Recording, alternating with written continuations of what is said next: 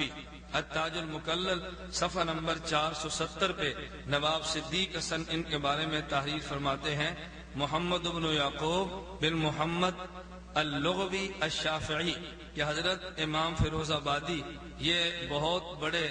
لغوی فن لغت کے ماہر اور امام تھے، حضرت امام شافعی رحمہ اللہ کے مقلد تھے۔ ان کی کتاب القاموس المحیط بے مثال فن لغت کے اندر کتاب موجود ہے۔ بالکل اسی طرح حضرت امام شافعی رحمہ اللہ کے بعد حضرت امام احمد بن حنبل رحمہ اللہ کے وہ مقلد علماء کہ جن کے علمی مقام کو دنیا تسلیم کرتی ہے، میں بطور مثال کے چند ایک علماء کا تذکرہ کرتا ہوں۔ نمبر 1 حضرت امام ابن جوزی حنبلی رحمہ اللہ، جن کے بارے میں نواب صدیق حسن مرحوم نے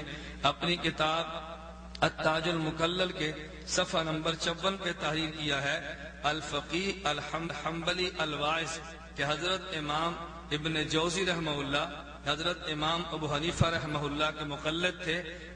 حضرت امام ابن جوزی رحمہ اللہ حضرت امام احمد بن حنبل رحمہ اللہ کے مقلد تھے، اور امام ابن جوزی اتنے بڑے شخص ہیں کہ جن کے بارے میں امام ابن تیمیہ رحمہ اللہ تحریر فرماتے ہیں کہ تقریباً 1000 کتب کے مصنف تھے، جن میں بعض کتب 20 جلدوں پر مشتمل ہیں۔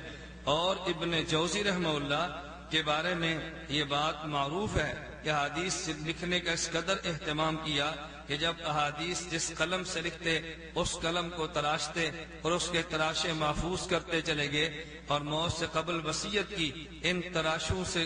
جلا کے ان سے پانی گرم کر کے اس سے مجھے غسل دیا جائے۔ چنانچہ جب ان کی وفات کے بعد ان کو غسل دینے کے لیے پانی گرم کیا گیا تو ان کے قلموں کے تراشے اس قدر ہاتھ میں موجود تھے جو ان کے غسل والے پانی کو گرم کرنے کے لیے کافی ہو گئے۔ اتنا بڑا عالم، اتنا بڑا محدث امام ابن جوزی حضرت امام احمد بن حنبل نور اللہ مرقدہ کے مقلد ہیں۔ نمبر 2 حضرت شیخ عبد القادر جیلانی رحمہ اللہ تعالی، جن کے بارے میں التاج المکلل صفحہ نمبر 162 پہ نواب صدیق حسن تحریر فرماتے ہیں، عبد القادر الجیلانی آگے فرماتے ہیں الحنبلی الزاہد المشہور کہ حضرت شیخ عبد القادر جیلانی رحمہ اللہ حضرت امام احمد بن حنبل نور اللہ مرقدہ کے مقلد تھے۔ نمبر 3 حضرت امام ابن رجب، جن کے بارے میں حضرت نواب صدیق حسن مرحوم اپنی کتاب التاج المکلل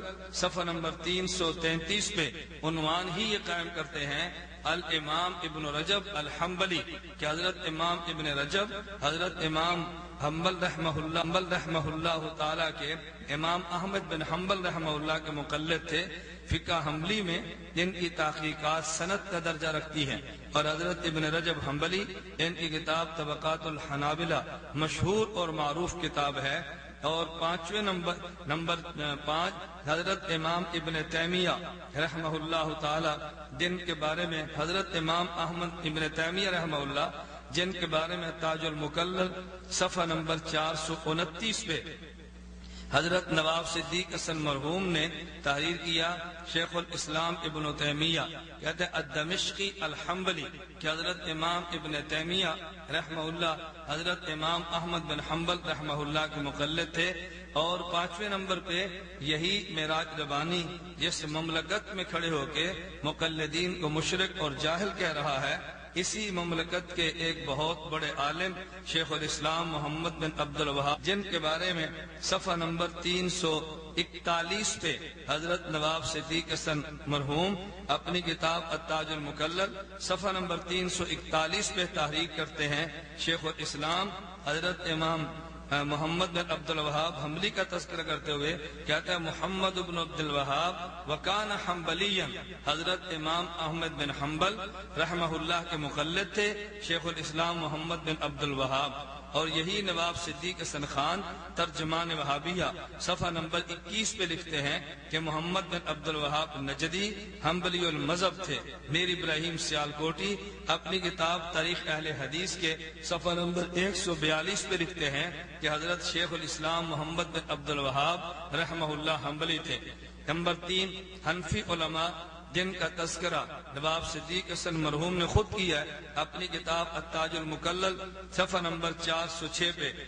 پہ حضرت مشہور معروف محدث ملا علی قاری رحمہ اللہ کا تذکرہ کرتے ہوئے حضرت نواب صدیق حسن مرحوم التاج المکلل صفحہ نمبر 604 پہ لکھتے ہیں الامام الملا علی قاری فقیہ حنفی، حضرت امام ملا علی قاری رحمہ اللہ حضرت امام ابو حنیفہ رحمہ اللہ کے مقلد تھے۔ نمبر 2 حضرت امام عینی رحمہ اللہ تعالی، جن کے بارے میں تاج المکلل صفحہ نمبر 474 پہ نواب صدیق حسن مرحوم تحریر کرتے ہیں الامام العینی الحنفی، حضرت امام عینی رحمہ اللہ حضرت امام ابو حنیفہ رحمہ اللہ کے مقلد تھے، اور حضرت بر صغیر میں مشہور اور معروف محدث، بلکہ جنہیں امام الہند اور حضرت امام المحدثین فی الہند کا درجہ دیا گیا، حضرت شاہ ولی اللہ نور اللہ مرقدہ کے بارے میں پاکستان نعمانی کتب خانہ سے چھپنے والی کتاب الرسول صلی اللہ علیہ وسلم، اب اسی کتاب کے صفحہ نمبر 41 صلاۃ الرسول کہ جس کا تحقیق اور تخریج حافظ زبیر علی زئی نے کی ہے، اور اس میں مزید فوائد اور تاریخ غلام مصطفیٰ ظہیر امن پوری نے درج کیے ہیں۔ اسی کی جو تخریج اور تعلیق کی اس کا نام رکھا تصحیح الوصول الی تخریج و تعلیق صلاۃ الرسول،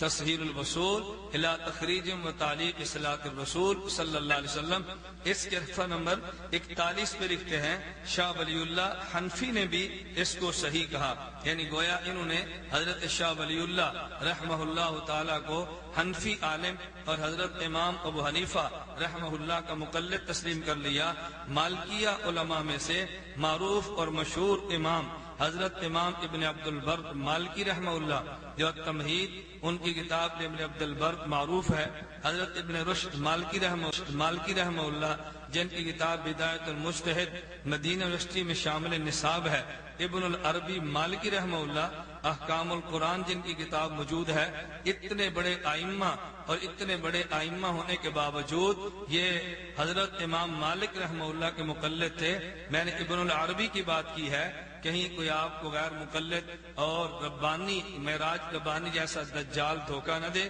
ابن العربی الگ ہیں جو حضرت امام مالک کے مقلد ہیں، اور ابن عربی الگ ہیں جو غیر مقلد ہیں۔ ابن العربی حضرت امام مالک کے مقلد اور عالم ہیں، اور ابن عربی جو غیر مقلد ہیں وہ الگ شخص تھے۔ میں نے آپ کی خدمت میں چاند ایک حوالہ جات کے ساتھ یہ بات ثابت کی کہ یہ جو معراج ربانی کا جملہ آپ نے سنا کہ مقلد جاہل ہوتا ہے، کیا امام ابن حجر عسقلانی کو جاہل تسلیم کر لیا جائے، جن کی کتاب تہذیب و تہذیب کو بطور سند کے اسماء الرجال پہ پیش کیا جاتا ہے، جن کی فتح الباری کا مطالعہ کیے بغیر آج بخاری پڑھاتا ہوا کوئی عالم نظر نہیں آتا؟ کیا ان بڑے بڑے اکابر علماء ابن تیمیہ جیسے شخص کو، حضرت شیخ عبد المحمد بن عبد الوہاب جیسے عالم کو ان کے کہنے پہ جاہل مان لیا جائے؟ میں یوں کہہ سکتا ہوں کہ یہ علماء جاہل نہیں تھے، بلکہ اصل جاہل وہ معراج ربانی ہے جس نے ان کو جاہل کہا۔ اور حیران کن بات یہ ہے